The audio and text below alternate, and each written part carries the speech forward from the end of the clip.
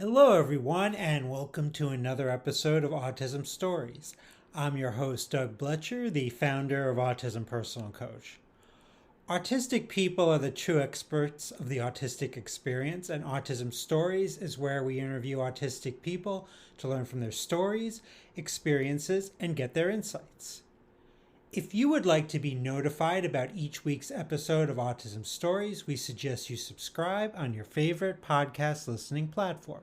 We would also appreciate it if you could give us a positive rating and review, as it will help others to learn about autism stories. On today's episode, Destiny Huff joins us to discuss being an educational consultant, neuroaffirming goals, and important things for parents to know about IEPs. We hope you enjoy today's conversation. Destiny, thanks so much for joining me here on Autism Stories. Yes, thank you for having me.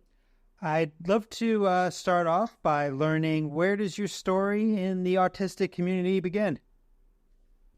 Yeah, so I am a mental health professional. I've been a mental health professional for almost 15 years. And when my son, who was undiagnosed at the time, entered into the public school system, being a mental health professional and having worked in schools before, in early childhood setting and school settings, we knew about the perfectionism and we knew about the anxiety around that and some dysregulation, but we really didn't know anything outside of that.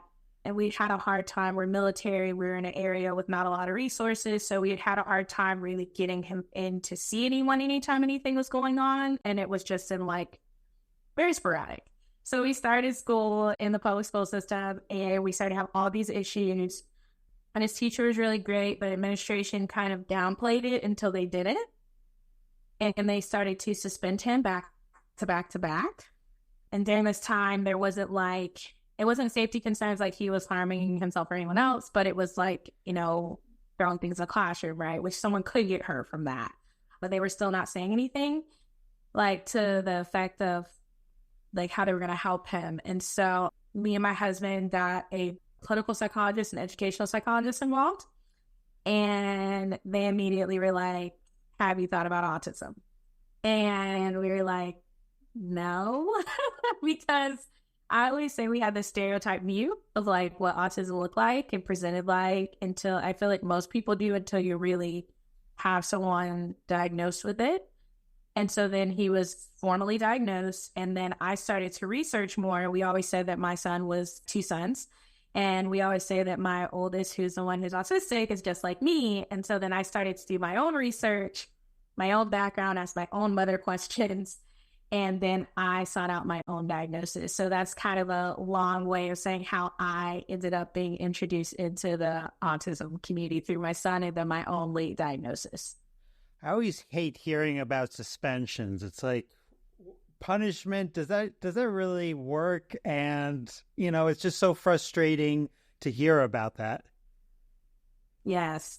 It was very heartbreaking. And the only thing that I did say is that because of it, I don't think we would have aggressively sought out support for our son had that not happened. And that's the only thing I say, because we had already been let's see about getting him some support here or there. When that started, we really were feeling like the child that they were talking about is not the child that we knew. And that was our concern, was why is he so dysregulated? Because again, I'm a mental health professional. Why is he so dysregulated in this setting? And that's what his therapist said, who helped us get him formally diagnosed. She was like, if this is only happening there, we really need to look at what's impacting him there, but also he's autistic, so we need to look at him getting support too. Now, you are an educational consultant that supports parents of neurodivergent learners at the IEP table. So what do you think are absolutely critical things for parents to know about IEPs when they enter that room and are having, these discussions? I think the first thing is that the school does not diagnose, they categorize. And so I say that because I'll have a lot of parents who'll say, well, my child's doctor formally diagnosed them with autism, but the school is saying they're not autistic. And the school does tend to say it that way. But what they're really saying is that based on our assessments we're giving and our criteria for that category of eligibility, because IDEA, the Individuals with Disabilities Education Act, every parent needs to know that. That's the federal law that governs special education in all states.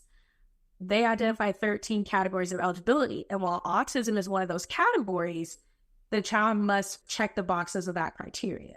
So just remember first that the school does not diagnose. So if your child has a formal medical diagnosis, or if your child gets the category from the school, but they have not been formally assessed outside of the school, then they don't have that diagnosis in that sense of like that medical support. And when we talk about disability services and supports outside of the school.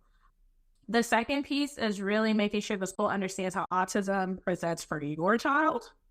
So with my child, the biggest thing was because and I don't use functioning labels, but because there was this thought of him being low support needs, aka high functioning, he asked communication. When he was dysregulated and couldn't communicate, then everything was a choice, right? Quote unquote.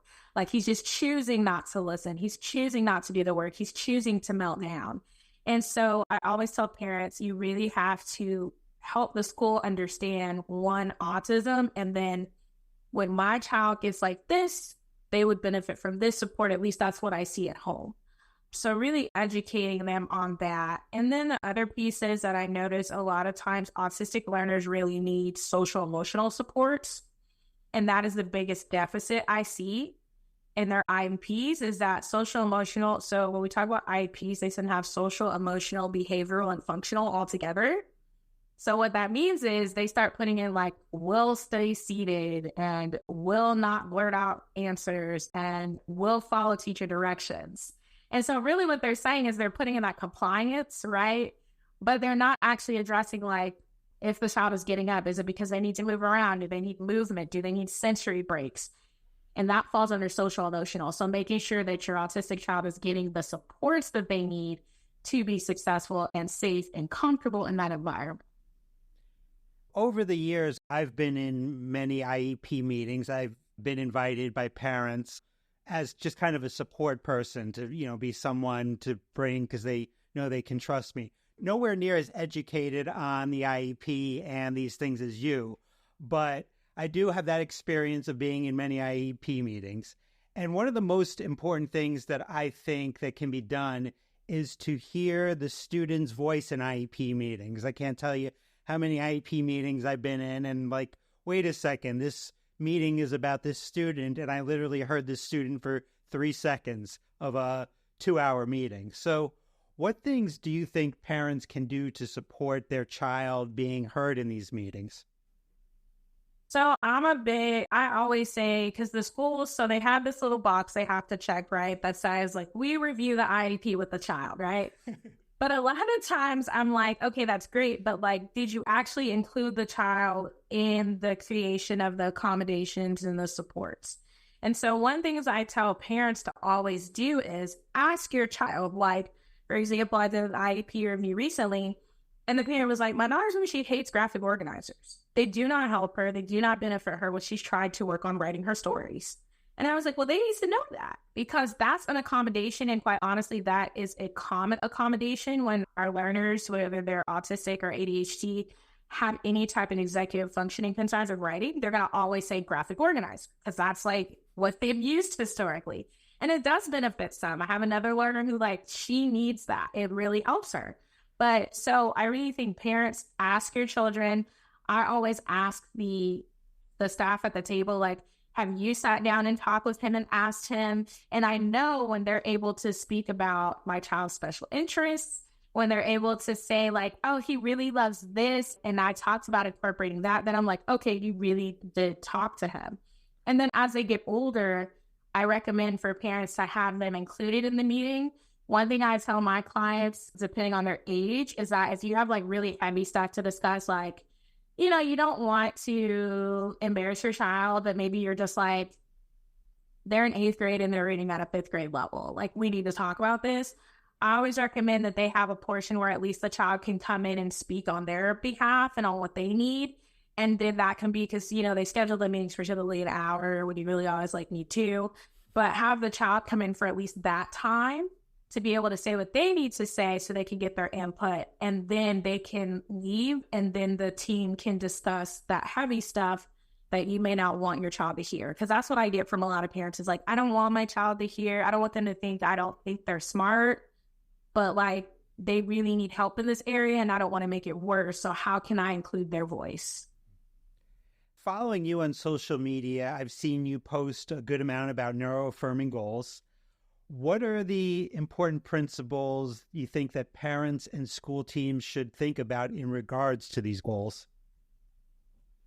So the first one is recognizing that autism is a spectrum.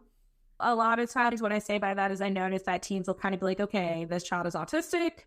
This is their category. So they need these goals. And I always say it's similar to when a child gets an autism diagnosis.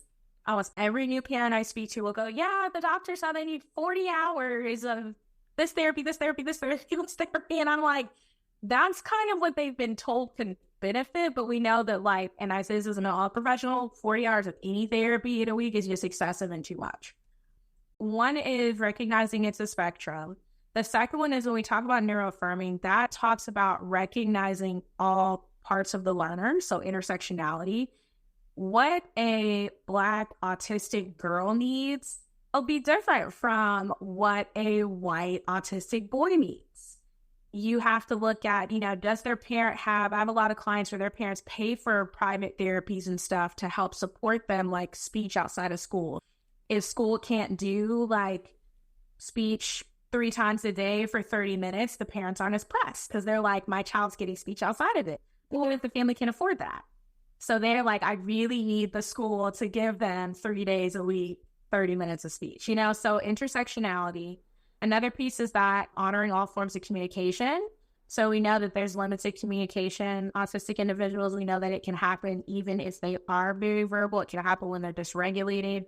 So looking at other forms of communication. I know for my son, his special education teacher was able to use her phone one time, and they were able to have a conversation via text, like her handing him the phone and him typing in her notes. And that's how they discussed like what happened and like how he was feeling now and like what he needed to move on to the next step. So honoring that communication, whether they do gestures or sign language or they use an AAC device. And then when we talk about neuroaffirming, really focusing on not trying to take away the autistic traits. A lot of times the IEP goals focus on things that are not able to be helped. So for example, we shouldn't be having goals on stimming. We shouldn't be having goals on not engaging in echolalia. We should not be having those kind of goals. And what I always say is, because I always get well, what if they're unsafe stimming? Okay, that's different. And that focuses more on regulation and comfort. So what kind of goals can we come up with that can help them better self-regulate, co-regulate with someone else, and then have safety and comfort so that they aren't engaging in those unsafe stimming? I'm wondering about AAC in the sense that I've interviewed many non-speakers here on Autism Stories, and I'm wondering just your perspective of going to schools, going into IEP meetings, about where in general, I'm almost afraid to ask this question, where in general do you feel like schools and school teams are at in terms of understanding the importance of AAC and other forms of communication that do not include like spoken language? I don't think that the needle has been moved very far on that, to be honest. I have noticed where they're almost immediately receptive to AAC use for the limited communication autistics, but then they still don't have like the training on the buttons to use or the understanding of putting their gestalts in the AAC to further their communication so that they have that autonomy, right? Because they're gestalt, a lot of autistics are gestalt language processors. And so having those gestalts and scripts that they can use, they still will use the AAC and maybe have statements and phrases that they think the learner should use. So I think that it's so much of a process and forget recommending AAC if they could be verbal, then that's like we're significantly limiting their progress. So I really think that there's so many layers to that, and I just think that they're so behind, because it has to be accepting the AAC and then actually trained on how to use the AAC, and then understanding the full functionality and benefit of the AAC, and then how to actually program appropriate things into the AAC and not using that as a punishment or taking away buttons when they feel like the child is misusing it. So like if the child needs a break and they're pressing break, and you're irritated, they need a break. You would be irritated if you gave them one. But instead, the thought process is they're abusing this button, so we're going to take it away. So it's just, yeah. I hear that. And I also hear from so many parents, teens, and adults who had IEPs, how their goals were definitely not neuroaffirming. So where do you think the biggest gaps still are in terms of educators making sure these goals actually are neuroaffirming? Two things: compliance and not knowing what neuroaffirming is. I do mini trainings, and the educators are so excited to hear about it and to be like, what is that? Like, I want to learn more about it, especially when you start talking about the benefits of, like, a lot of times the reason why autistics can become dysregulated is because you have them focusing on that compliance and making eye contact and, not stimming and not needing their sensory input and not trying to get dysregulated because of sensory input. Like, you have them do all these things that are unnatural for them. And so when you start educating them on neuroaffirming and you start telling them, like, these things help them be regulated, they're like, wait, so you're saying that, like, this setting could be more peaceful if we address this like this? And it's like, yes. Then they really want to learn about it, but they don't get that exposure. And then the other side of that is that education is just built on compliance. It is built on do what you are told when you are told. And I noticed that's why you'll see a lot of, like, neurodivergent educators and administrators that burn out because they can't stay into the compliance because they're burning out trying to do that. And they see that their learners are struggling. And so they're burning out trying to support their learners and fighting against a compliance-based system. So I feel like the biggest gaps is really allowing PD on neuroaffirming and from lived experience. So autistics that can say, this is what my goals look like, and this is how it harmed me, and this is how it wasn't effective. And, administrators and schools recognizing that compliance is not beneficial. And even if you have a child that's not autistic, when you look at developmentally, like how long they're supposed to be able to sit versus how long schools expect them to, it's just completely different. Compliance is gross. I mean, it just really is. It's so gross to me. And I say that because for me, I've realized as I've gotten older, how old am I now? 45.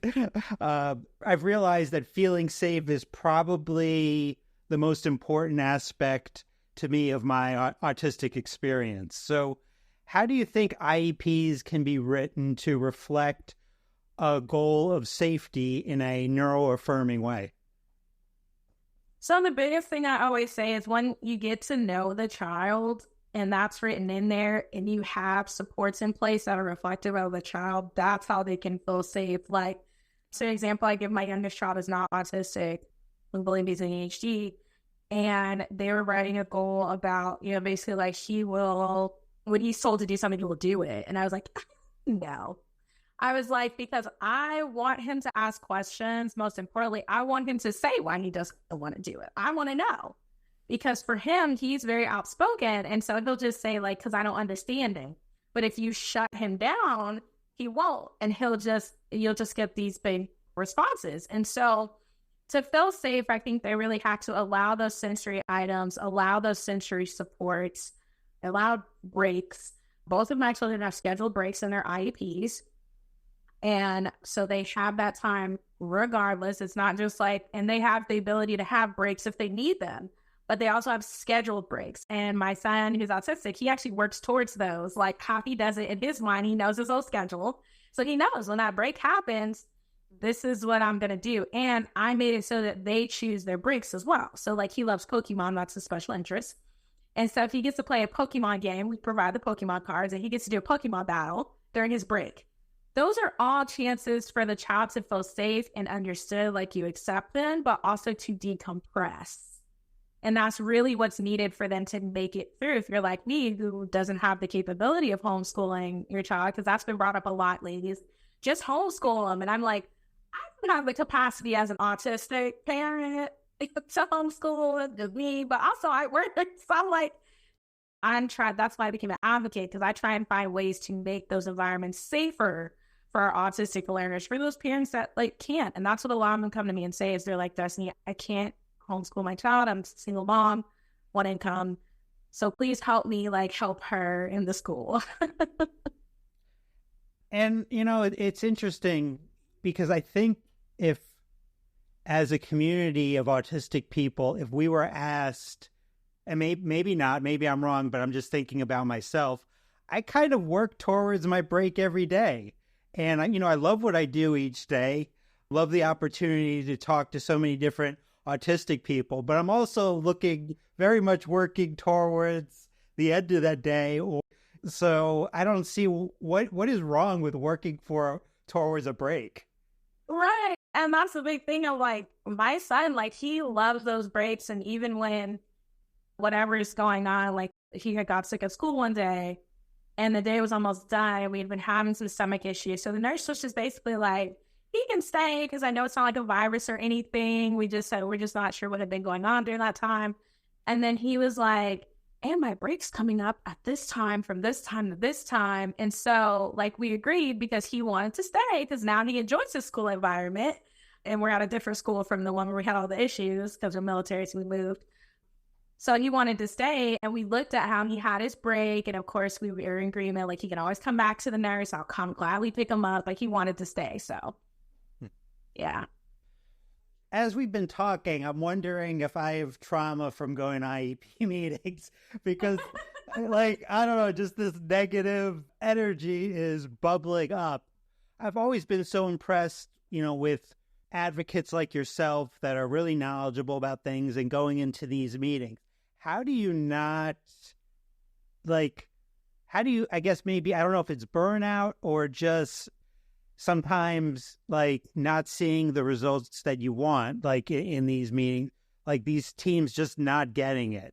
How do you kind of like navigate that whole process? I think the biggest thing I always tell my clients, it shouldn't be like this, but a lot of advocates I know we have had this effect on our side of that a lot of times because they are bringing an advocate. First of all, I've never seen so many district people show up to a meeting. And now there's like every meeting I've been to, there's been a district person because they're bringing an advocate.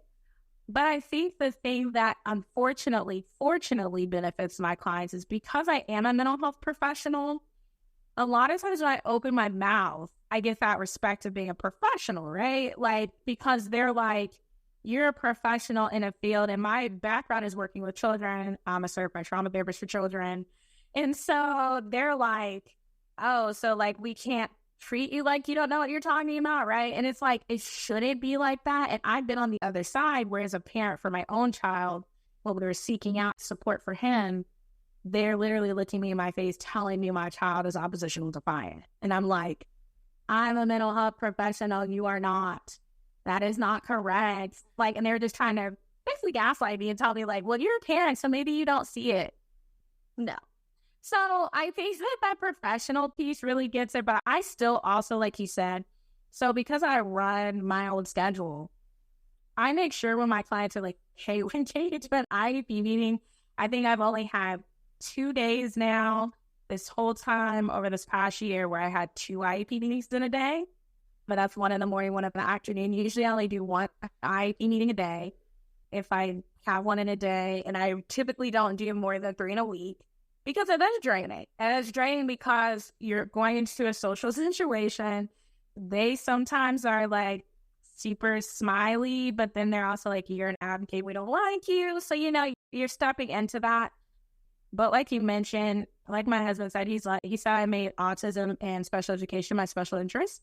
Anytime there's something I don't know, I immediately look it up. So I know when we go in the meeting, unless they're throwing curveballs, and because I do all my meetings virtually, I do my meetings for my sons in person. They're both in special education. I do those in person, but for my clients, they're all virtual. So I think that being in my own space keeps me feeling safe and comfortable. Being able, if they mention something that I'm confused about, I kind of have the ability, right, to look it right there up on my computer. So all of those things make me more comfortable and not feeling like out of my depth and my zone when I'm advocating. And lastly, Destiny, how can our listeners learn about you beyond this interview? My website is Destiny Huff Consulting. And then my Instagram is Destiny Huff _IEP_advocate. I pretty much push everything through there. But I also have my Facebook, which is Destiny Huff Consulting. So some stuff from my Instagram goes to there. I find Instagram to be an easier platform for me personally to navigate. So even though I know it's part of Meta with Facebook. Well, Destiny, I really love the conversation. Thanks so much for making time to talk with me today. Yes, thank you for having me. Thanks so much to Destiny for the conversation. To learn more about Destiny and her educational consulting, please check out the link in the podcast description for this episode. Here at Autism Personal Coach, our clients are the experts, our coaches are the guides. The majority of supports for our autistics are not helpful. They try to fix us, not support us. That's why many are confused when we say our clients are the experts of their lived experience. Our clients are the experts for what has worked for them and about the things they need and want in their lives. Our coaches first listen to our clients, then ask thoughtful questions, offer resources, and strategize with our clients so they can get what they need to thrive. Would you want a guide in your life to coach you to help you get the things you desire? If so, then visit autismpersonalcoach.com for more information. I hope you enjoyed this episode of Autism Stories. And if you did, if you could tell a friend, foe, or anyone you know about it so they could have the same enjoyable and educational experience as you when listening to Autism Stories, it would be very much appreciated. Until next time, I'm Doug Bletcher of Autism Personal Coach. Talk to you then.